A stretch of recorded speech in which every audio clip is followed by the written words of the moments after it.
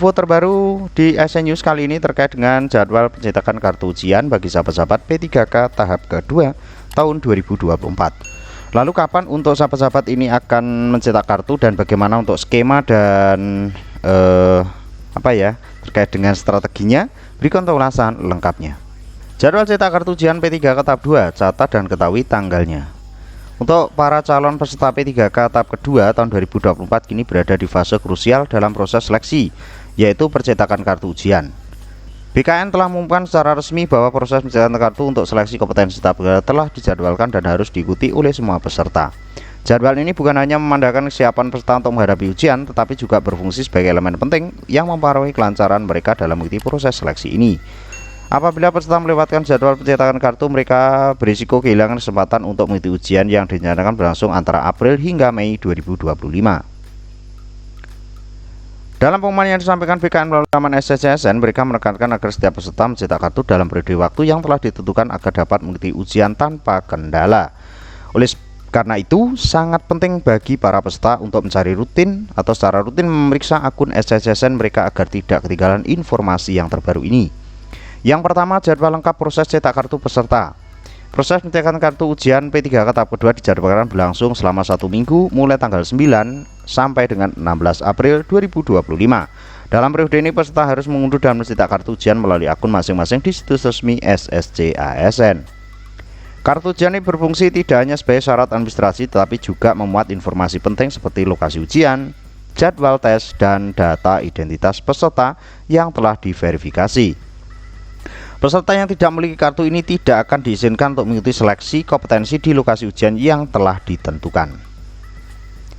Selain itu, BKN menegaskan bahwa seluruh proses pencetakan dilakukan secara daring melalui https://sscsn.bkn.go.id dan tidak ada opsi yang mencetak secara manual atau di luar sistem tersebut. Oleh karena itu, penting bagi para peserta memastikan koneksi internet yang stabil dan membaca petunjuk dengan teliti selama proses ini. Selanjutnya, cara cetak kartu peserta ujian P3K tahap kedua. Peserta perlu memulai dengan mengunjungi situs resmi SSCSN. Selanjutnya, mereka dapat mengisi opsi masuk dan melakukan login menggunakan nomor induk kependudukan serta kata sandi yang telah didaftarkan sebelumnya dalam sistem.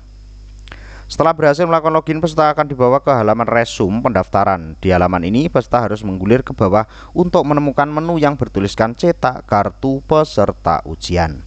Menu ini hanya akan aktif selama periode percetakan kartu, yaitu dari antara tanggal 9 hingga 16 April tahun 2025. Langkah terakhir yang harus dilakukan adalah memilih opsi untuk mencetak atau mengunduh di bagian kanan atas tampilan kartu ujian.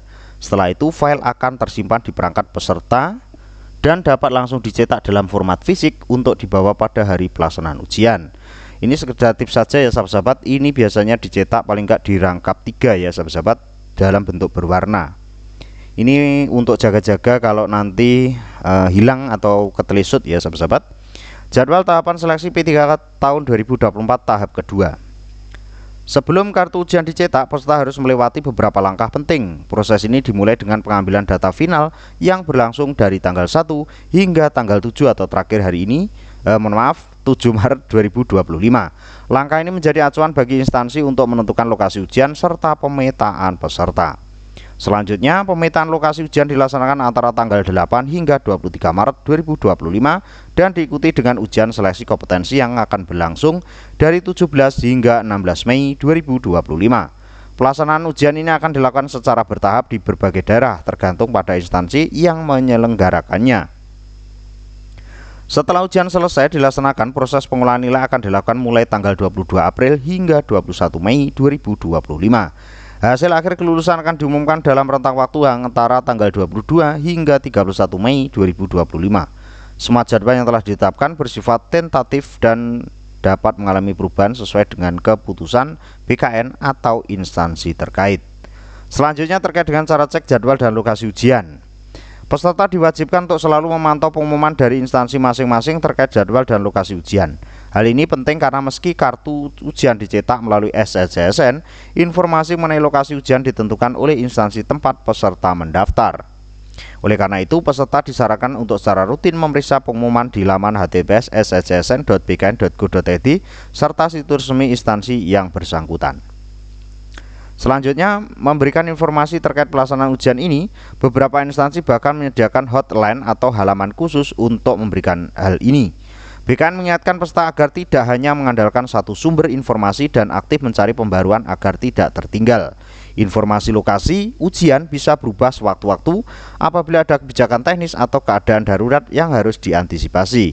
Ini tipsnya ya sahabat-sahabat, misalkan penutupannya antara tanggal 9 hingga tanggal berapa tadi ya? Mohon maaf, tak cek lagi. Antara tanggal 9 hingga tanggal 16 April itu cetak kartunya paling enggak nanti di tanggal 15 April ya sahabat-sahabat. Selanjutnya, penting kartu ujian dan apa saja yang harus dicek. Nah, ini yang paling penting, vital ya sahabat-sahabat. Jadi penyebab ketidaklulusan bukan hanya kita tidak hadir atau kita terlambat atau kita gugur di administrasi, namun karena kita tidak membawa kartu ujian juga ya sahabat-sahabat.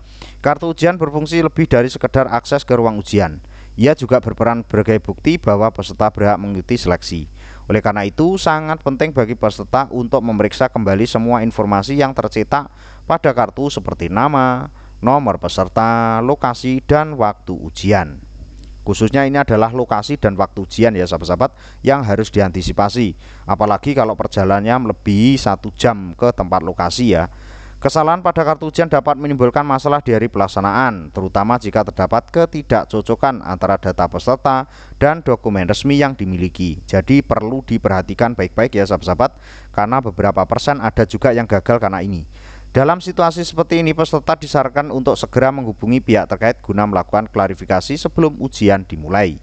Selain memastikan kartu ujian sudah benar, peserta juga dianjurkan untuk membawa dokumen pendukung lainnya seperti KTP asli dan salinan kartu ujian atau print-printan kartu ujian ya sahabat-sahabat. Jadi jangan hanya 1 lembar membawanya.